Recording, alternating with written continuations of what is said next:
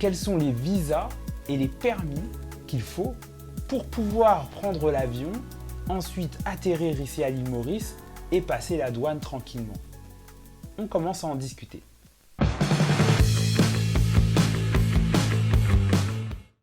Plusieurs types de permis et visas permettent aux personnes étrangères d'entrer sur le territoire mauricien.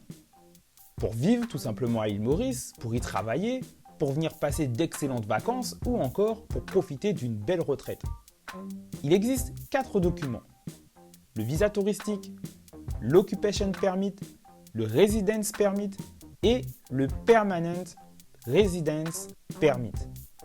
Alors on verra dans une prochaine vidéo plus en détail chacun de ces documents. Le visa touristique. Alors, si vous êtes français, il n'est pas nécessaire d'obtenir un visa préalable au départ de France si la durée de séjour ne dépasse pas 3 mois. À l'aéroport, les services de l'immigration vous apposent un tampon dans votre passeport vous autorisant l'entrée sur le territoire. Néanmoins, quelques conditions sont requises pour séjourner sur l'île. Ce visa peut être renouvelé qu'une seule fois. Plus de détails vont être donnés dans une prochaine vidéo. L'occupation permit.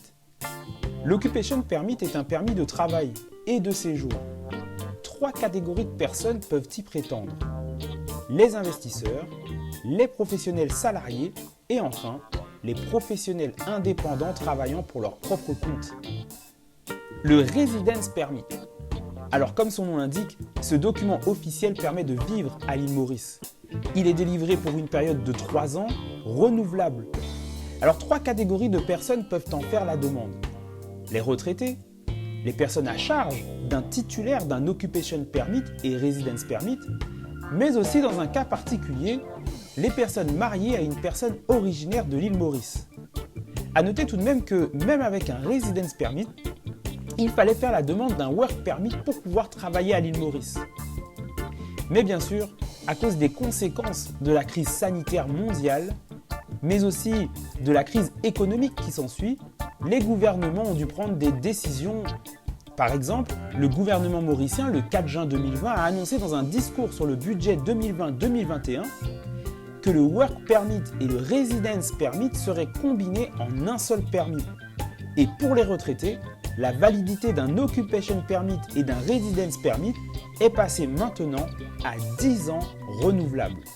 Enfin, le permanent residence permit. Ce document permet de travailler et vivre à l'île Maurice. Pendant un temps, il était valable 10 ans renouvelables. Mais toujours dans ce discours sur le budget 2020-2021, il a été annoncé par le gouvernement que la durée du permanent residence permit serait portée de 10 à 20 ans.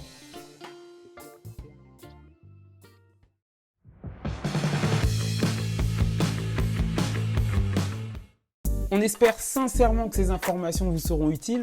Dans la prochaine vidéo, nous parlerons du visa touristique. En attendant, rendez-vous sur notre site avrila.fr dans l'onglet démarches administratives. N'oubliez surtout pas de vous abonner à notre chaîne YouTube Avrila Mauritius et n'oubliez pas non plus de partager votre expérience et vos suggestions pour de prochaines vidéos utiles, voire plus utiles encore même en commentaire. En tout cas, merci d'avoir regardé cette vidéo et à bientôt.